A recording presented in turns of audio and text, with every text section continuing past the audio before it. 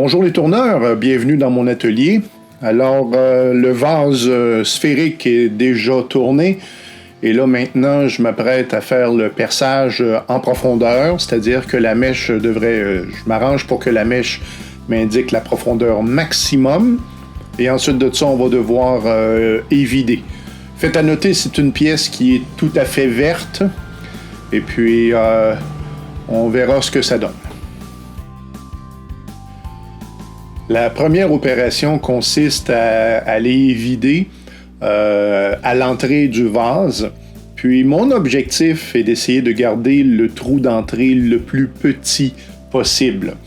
Je m'inspire un petit peu de David Ellsworth, c'était un petit peu sa signature, ça, des bols et des vases en fait immenses, mais avec une entrée étonnamment petite.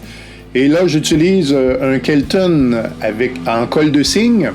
Et puis, soudainement, je me souviens que j'ai un autre Kelton à colle de cygne, mais le petit. Parce que celui que j'ai en main de mémoire, c'est le format moyen. Et donc, je vais travailler avec le petit, qui me permet d'aller serrer au plus près la paroi. Bon, en réalité, ce que je fais, c'est que je me fais de la place pour être capable de faire entrer mon Kelton qui est plus gros. Et puis, vous voyez un petit peu, hein, un outil Kelton en bout de grain, ça fait de la sciure, ça fait pas de copeaux. C'est normal. En même temps, c'est un outil qui travaille assez bien. On peut être assez agressif. Chemin faisant, je me rends compte que je dois agrandir un petit peu mon trou. Il faut quand même accommoder les outils. Et puis, faut prendre son temps. Travailler avec un outil Kelton, ça va beaucoup au feeling, c'est-à-dire qu'on voit pas ce qu'on fait. En tout cas, dans mon cas ici, je vois pas ce que je fais à l'intérieur. Et donc, je regarde à l'horizon et j'essaye de sentir les formes que je suis en train de créer à l'intérieur.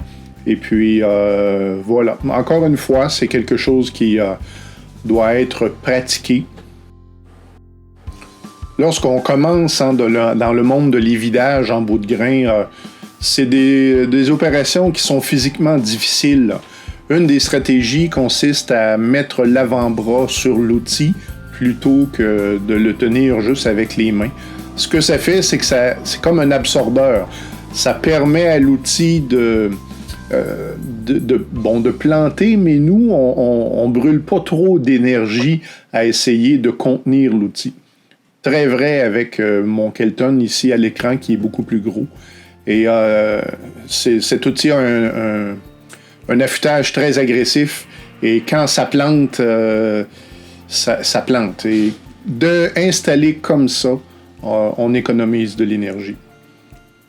En même temps, c'est pas toujours un absolu. Quelquefois, on a besoin de finesse. Et faut en faire pour devenir bon. Hein. J'ai gagné en profondeur et donc je peux commencer à utiliser mon Kelton droit. Et le boîtier de départ, là, la petite boîte qui est à gauche, elle me dérange. J'essaye de tourner et puis je vais frapper dedans.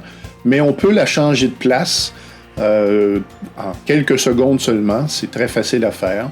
C'est bien pensé de la part de OneWay.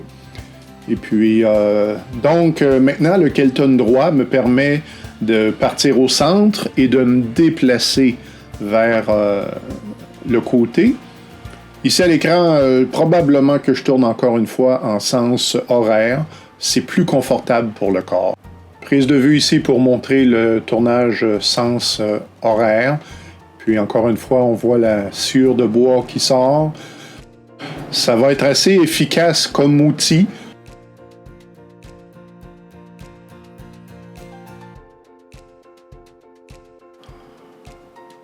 Bon, à l'origine, je visais une paroi de 5 mm d'épaisseur. Puis, je vais m'approcher assez bien de mon but. Ma grande erreur, c'est que j'ai laissé la pièce sécher naturellement. Je ne l'ai pas mis dans un sac. Je pensais que parce que j'avais enlevé le cœur, que j'allais m'en sortir. Et puis, le lendemain, la pièce avait déjà craqué. Et la raison pour laquelle la pièce a craqué, c'est qu'elle a séché trop vite Et puis, j'aurais dû faire attention à ma paroi, c'est-à-dire avoir 5 mm au plus près partout pour m'assurer d'avoir un séchage le plus régulier possible. Donc, mon erreur. Étant un peu fatigué du travail, ça m'a donné l'idée de ressortir mon Snake, ce bras articulé, qui permet de vraiment d'économiser son énergie. Et puis, est-ce que je me referais un outil semblable? Non. Pourquoi? Parce que je ne fais pas assez d'évidage en bout de grain comme ça. Cependant, un tourneur de production, ça pourrait vraiment être intéressant d'avoir un outil comme ça. Ce que j'ai au bout, c'est une pièce de carbure ronde. Et puis, vous voyez, hein, le bras, il y a des vibrations. Moi, justement, c'est quelque chose qui est reposant. Mais c'est pas rapide, hein. C'est pas quelque chose qui est... mais efficace.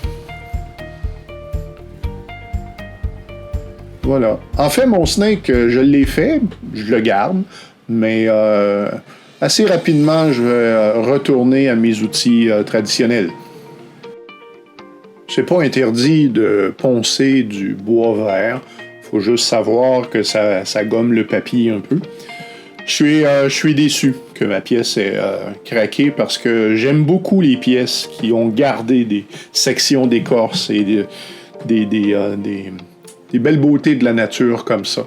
Je suis déçu, ça regardait bien. Après le ponçage, j'ai cru que c'était une bonne idée d'appliquer tout de suite ma cire en pâte. C'est d'ailleurs une des raisons pour lesquelles j'ai pas mis la pièce à sécher dans un sac.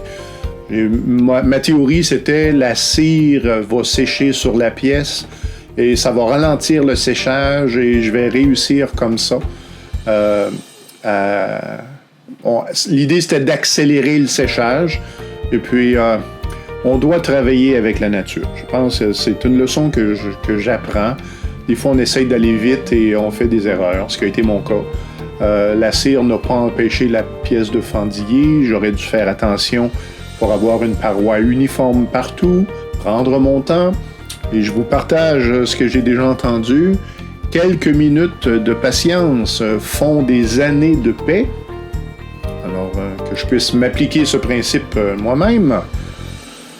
Voilà, tourneur. La pièce est terminée. Maintenant, c'est le séchage. Je vais donc la déposer où mes fenêtres. Mon atelier ici est à 52% d'humidité. Puis, on verra ce que ça donne. Donc, j'espère que ma vidéo vous aura été utile. Si c'est le cas, faites-moi signe, j'apprécie toujours. Et au plaisir de se revoir une prochaine fois.